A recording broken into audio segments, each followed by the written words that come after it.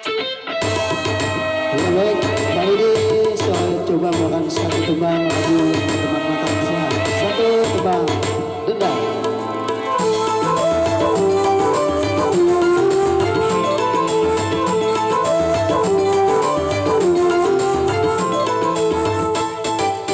Apabila ada orang menghina, jangan engkau balas juga menghina.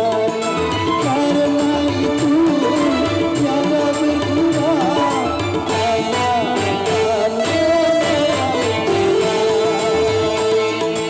juga pada orang yang membencimu. Jangan engkau balas juga membenci.